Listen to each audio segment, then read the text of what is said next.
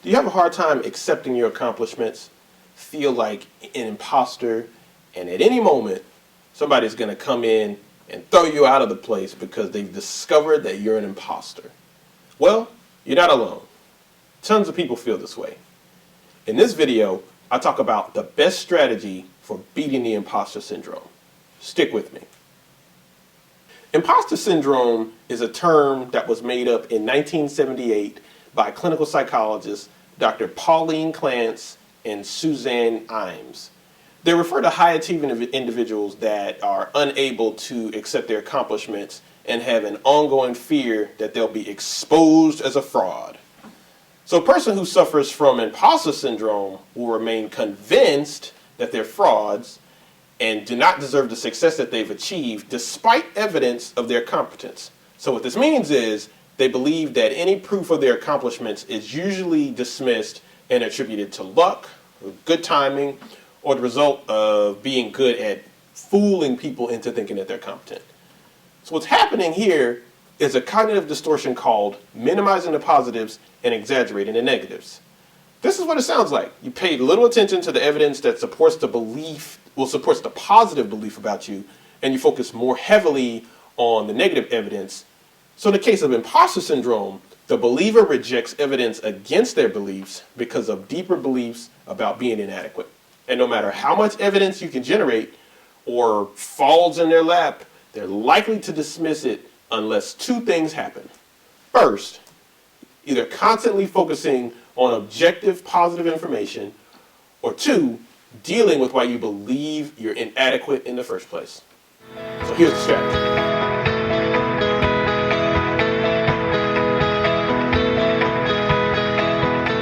The strategy is a mental technique called questioning the evidence.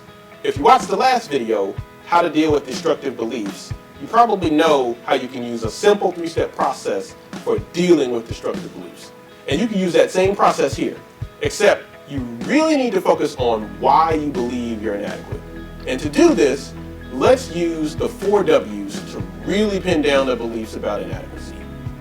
If you don't know how to do this, take a quick look at the last video. The 4 W's are what, when, where, and why you have the thoughts. Step 1. What are the thoughts? I'll give you some help here. Here are some examples of what inadequate thoughts look like. I'm not smart enough. I'm not good enough. I can't get anything right. I'm stupid. I'm inferior. I'm nothing. I'm worthless. I'm insignificant. I have an even longer list of statements like this that I've collected over the years as a resource to help you identify inadequacy beliefs. Click here to get the list for free. Next, when do you have the thoughts? Is it when you're being asked to do something where you could be exposed? What are those situations when you think that you're inadequate?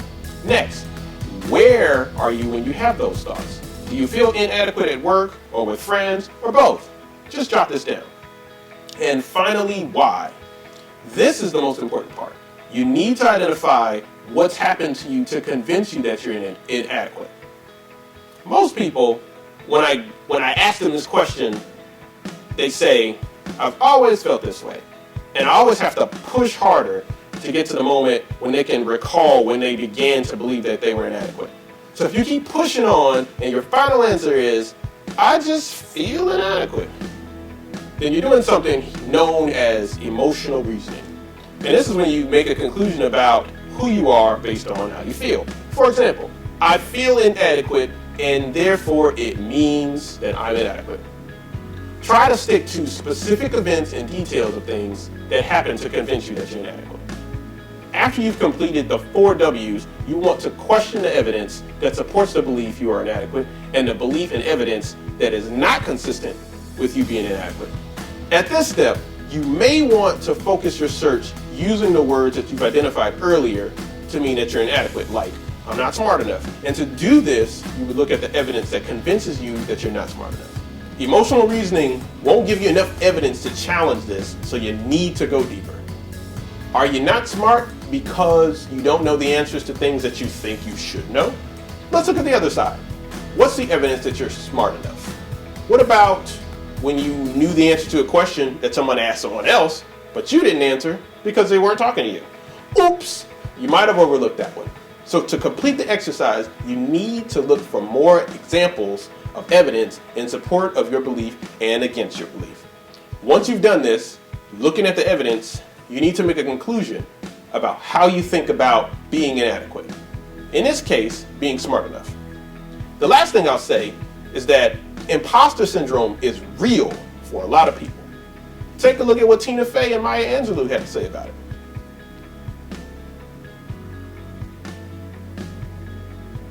The beauty of the imposter syndrome is you vacillate between extreme egomania and a complete feeling of, I'm a fraud. Oh God, they're on to me. I'm a fraud. So you just try to ride the egomania when it comes and enjoy it, and then slide through the idea of fraud. I've written 11 books, but each time I think, uh-oh, they're gonna find out now. I've run a game on everybody, and they're going to find me out. So if these two rock stars experience it, what does it make you think and feel about the fact that you have it? If you like this video, I want you to click subscribe to stay on this channel to get more content and find out how you can use mental strategies to apply to your situation.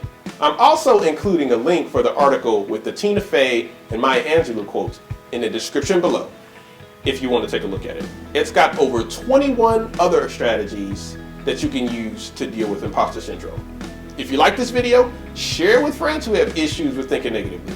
And if you want even more content about mastering your beliefs, click on the link below to join the email list where I add some additional resources to the blog post that will go along with this video.